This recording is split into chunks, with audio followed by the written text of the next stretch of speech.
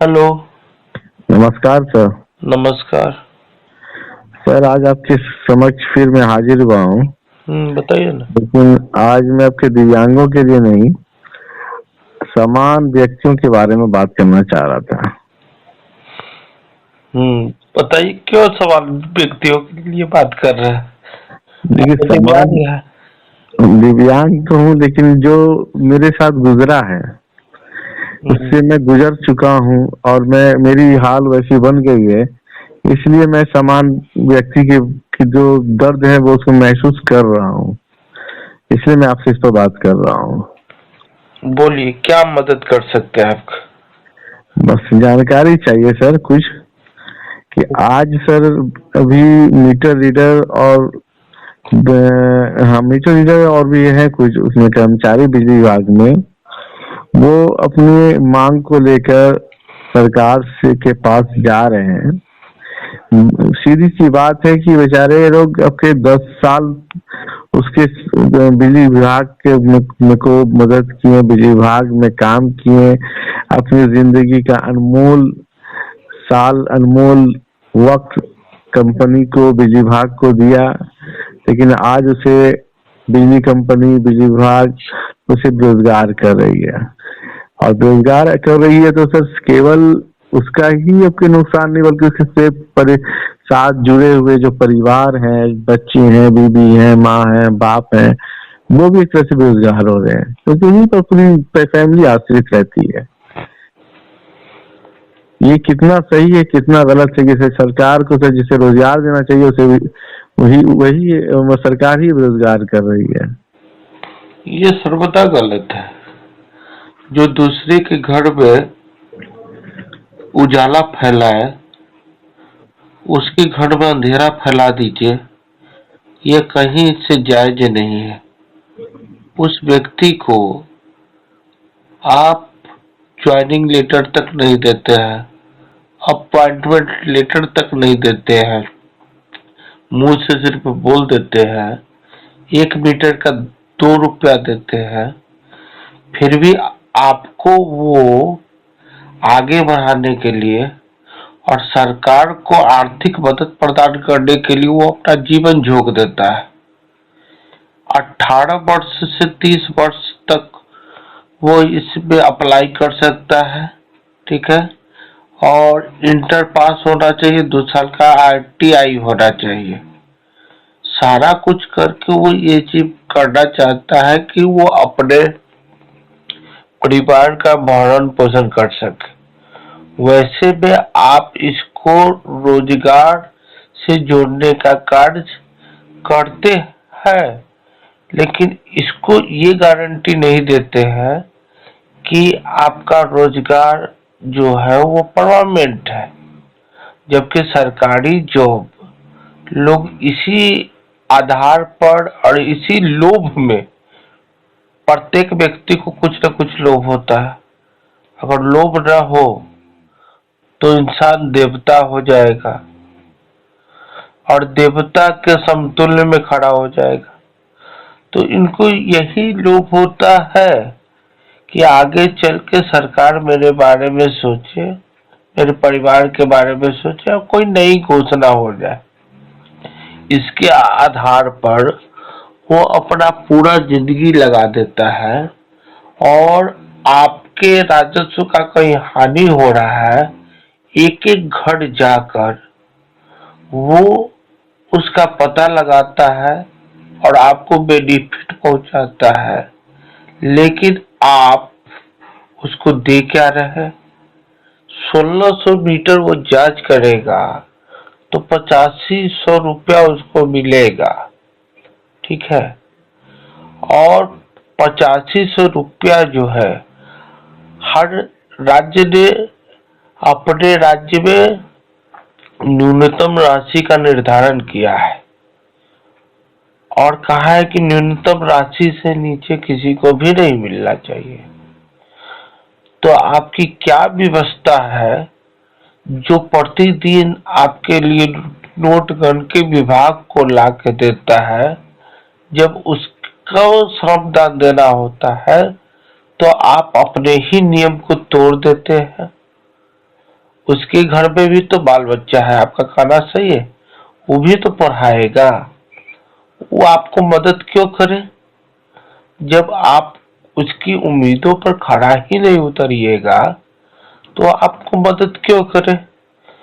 आपको ही हम 8500 रुपया दे देंगे, कोई ईमानदारी से सारा कुछ किया और आपके बिजली ऑफिस को आज बेनिफिट पर पहुंचाया, उस बंदे को आपने वहां से छांट के हटा दिया या निकाल दिया या फिर उसको न्यूनतम राशि से नीचे दिया, तो एक जगह तो आपने निर्धारण किया कि न्यूनतम राशि आप 11,000 से कम किसी को नहीं देंगे, और एक तरफ अपने ही बनाए नियम को तोड़ रहे हैं। एक तरफ आप कहते हैं कि सरकारी जॉब में सीओटी का गारंटी होता है, और एक तरफ आप सरकारी जॉब करवा रहे हैं तो कह रहे हैं कि हम न्यूनतम मजदूरी भी नहीं देंगे और आपको सीओटी का भी गारंटी नहीं। यही नहीं, आप जो भी कार्य कौन ये जो आप करवाते हैं, बिजली कर्मी जो थे उनको जो कॉन्ट्रैक्ट पे रखा था उसमें से भी आपने निकाल दिया। कोई नफा हुआ तो भी उस बिजली कर्मी को कुछ नहीं मिला, और कुछ नुकसान हुआ तो उसको निकाल दिया। तो कब तक चलता रहेगा ये खेल। नफा हुआ तो अपने को शील्ड लेने पहुंच जाते हैं पदाधिकारी, और नुकसान हुआ तो पदाधिकारी को निकाल देते हैं। कंपनी लॉस में गया तो पदाधिकारी को निकाल देते हैं। तो एक रोजगार में रहने वाला व्यक्ति जो निरंतर आपको 3 साल से अपना श्रम दान दे रहा है, चाहे वो मीटर रीडर हो या बिजली कर्मी हो, और ईमानदारी से दे रहा है, ये तो वही बात हुआ ना कि जो चिराग जल रहा है, जो दुनिया को उजागर कर रहा है, उसके अपने घर को अंधकार है। उसका अपना घर कौन सा है? सबसे निचला स्तर। विज्ञान क्या कहता है? जो लौ जलता है उसका निचला स्तर अंधेरा होता है। और जब सरकार की मंशा ऐसी है तो फिर क्या भविष्य है। एक तरफ तो आप सरकारी कर्मचारी के लिए आप खुद ही नियम बनाए हुए हैं ना कि अगर कोई भी सरकारी कार्यों में सहयोग करता है तो उसे प्रोत्साहन दिया जाएगा, उसे पुरस्कृत किया जाएगा। भ्रष्टाचार को दिखाता है तो उसके लिए पुरस्कृत किया जाएगा, और बड़ा भ्रष्टाचार हुआ तो उसको जॉब भी दिया जाएगा। और कर्मचारी, अगर हम कर्मचारी का बात करें, सरकारी कर्मचारी, तो उसको प्रोटेक्शन की भी स्थान दिए हुए हैं। आपको क्या व्यवस्था है कि आप प्राइवेट सेक्टर से लेते हैं और उसको कोई अनुबंध नहीं दे रहे हैं, चाहे मीटर रीडर हो या फिर सामान्य बिजली कर्मी हो, जो कॉन्ट्रैक्ट बेसिक पे आप लेते हैं। राज्यपाल का आदेश आया, मुख्यमंत्री का आदेश आया, तमाम आदेश आने के बाद भी जो 3 सालों से आप ले रहे थे कर्मियों को, उसको आपने हटा दिया, श्रमदान दिया उसको आपने हटा दिया बिना कारण के। तो ये कहाँ तक जायज है। सब व्यक्ति का मौलिक अधिकार है, संवैधानिक अधिकार है। और बिजली बिजली के बारे में तो माननीय सुप्रीम कोर्ट ने भी कहा है कि बिजली जो है वो मौलिक अधिकार में आता है, और धारा 14 समानता का अधिकार और मौलिक अधिकार में आता है। तो जब समानता के अधिकार में आता है, मौलिक अधिकार में आता है, कि सुप्रीम कोर्ट के किसी भी डिसीजन को कानून माना जाता है, तो उसमें उसके लिए खटने वाला व्यक्ति भी सरकारी कर्मी होना चाहिए। और 3 साल अगर कोई खट गया या 6 साल अगर कोई खट गया और उसके करेक्टर पर दाग लगेगा तो आप तो 2 मिनट में हटा दीजिएगा। जब दाग नहीं लगता है, वो आपके लिए काम करता है, उसका काम इतना अव्वल होता है जो कि बेनिफिट पहुंचाता है, तो उसको आप आगे अग्रसर क्यों नहीं करेंगे?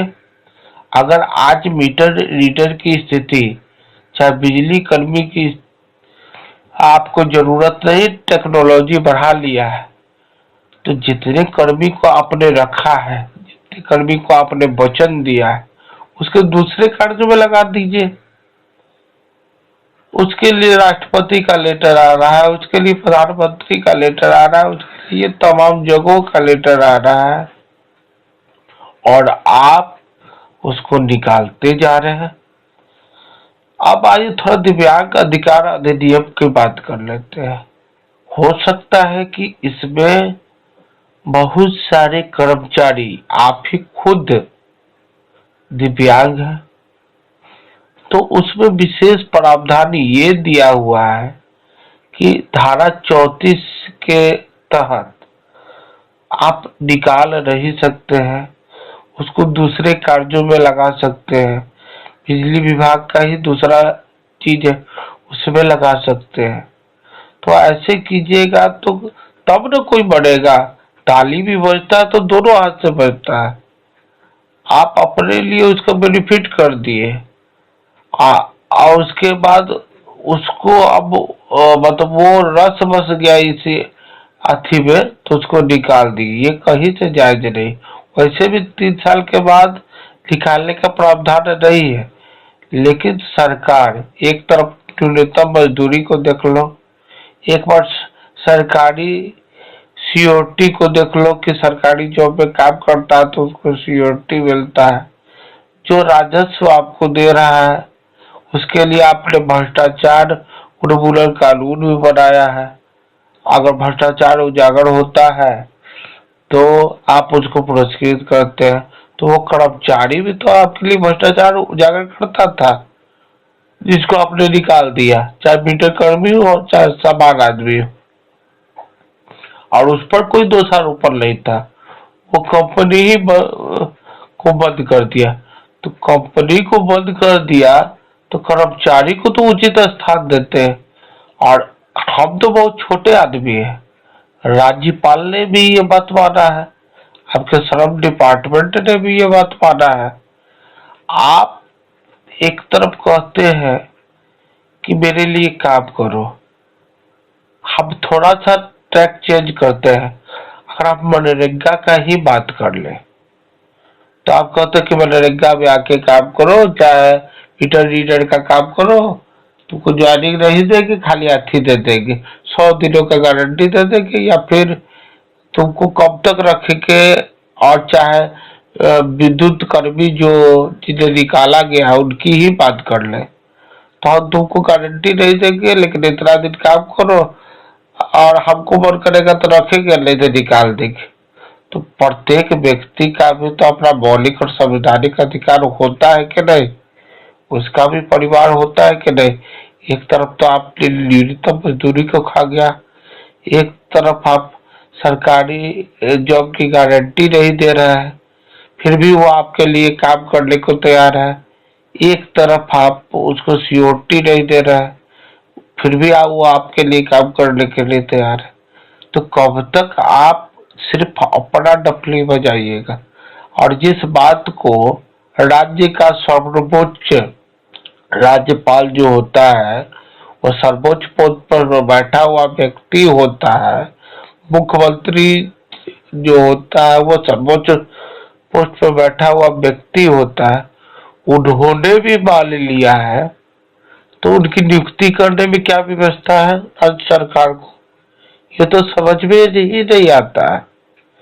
और निश्चित तौर से कहीं न कहीं ये बहुत बड़ा चूक है। और जब सुप्रीम कोर्ट ने ये कह दिया है कि बिजली का अधिकार जो है वो मौलिक अधिकार में आता है, तो कर्मचारी का भी तो मौलिक अधिकार होगा। तो उसका मौलिक अधिकार है तो ऐसे ही आप हटाते जाइएगा तो चोरी करना तो आप ही सिखा रहे हैं। कल को आपके लिए कौन काम करेगा? कोई भी आदमी का जिंदगी 60 साल का होता है और 16-17 साल या 4 ही साल निष्ठा से आपके लिए दिया, आपने उसको हटा दिया, तो आने वाले समय में आपके लिए कौन काम करेगा? एक रोजगार से बेरोजगार की ओर आपने धकेल दिया, तो बेरोजगार होने के लिए आपका हाथ नहीं ना पकड़ा था, आपका हाथ पकड़ा था कि हमको सरकार समृद्ध बनाएगा, ये नहीं कि बेरोजगार बना के रोड पर धकेल दे। इस पर सरकार को निश्चित रूप से चिंतन मनन करना चाहिए, सारी बातों को देखते हुए, और इस पर कुछ ठोस कदम उठाना चाहिए ताकि जिस भी बिजली कर्मी को आपने निकाला है श्रमदान लेके, उनका भी संवैधानिक अधिकार है, उनका भी पालन हो सके, और मीटर रीडर हो या कोई हो, उनका भी परिवार और उनका भी जीवन यापन चल सके, क्योंकि इस अर्थ युग में पैसे की जरूरत सबको है। आपको बातें समझ में आ रही है? सर बात तो जो समझ में आनी थी आ ही गई, लेकिन दरअसल आपके जो बिजली में भी जो कर्मी कार्य कर रहे थे उसको बेरोजगार होने की मेन वजह यह है स्मार्ट मीटर, और वो भी स्मार्ट मीटर जो लग रही है उसे लगाने का कार्य भी सरकार ने किसी एजेंसी को दिया है। अगर वही कार्य अगर सरकार अपने जो नियुक्त किए हुए मीटर रीडर्स हैं उसके जरिए अगर कराती तो वो बेरोजगार नहीं होते, लेकिन इसके बावजूद भी उसे बेरोजगार किया जा रहा है। इस नीति को उससे समझ से बाहर है। समझ के बाहर तो है ही। अगर आपको नियुक्त कर ले तो लॉस कैसे दिखाए कि हम लॉस में हैं? अगर उनको नियुक्त कर लेगा तो लॉस कैसे दिखाएगा? कि कहीं ईमानदार आदमी को गद्दार कैसे दिखाएगा? ये सारा चीज जो हो रहा है उसको सभी आदमी को भली भांति समझना होगा। यह समझना होगा कि अगर किसी चीज का एक दुकान है और समुदाय बहुत है और उसी दुकान पर वो सामान मिलेगा, ठीक है, और दूसरे किसी दुकान पर सामान नहीं मिलेगा, तो सरकार जो बार बार ये दिखाती है कि हम लॉस में है, तो लॉस में कहाँ है? वो दुकान कभी बंद होगा? वो तो बेनिफिट में ही रहेगा, कहा कि पूरे समुदाय का एक दुकान है और सबको मजबूरन वही जाना है और सबको उस सुविधा का लाभ लेना है और उसके नाम पर पैसा का व्यय करना है, तो ये चीज है। और सरकार जो एक बार हाथ पकड़ लेता है कि मैं आपका हाथ पकड़ लिया हूँ, अब आपके कार्यों में सहयोग दूंगा, और बीच मझधार में जाके हाथ छोड़ दिया है, अब उन्हें घर के रहे न घाट के रहे, तो ऐसी दुर्दशा बिजली कर्मचारियों के प्रति सरकार क्यों कर रही है? यह सोचने की बात है कि आपके विश्वास पर आपका हाथ पकड़ा हुआ और आपने बीच मझधार पर उसको ले जाके धकेल दिया आर्थिक युग में, तो वो बेचारा क्या करे?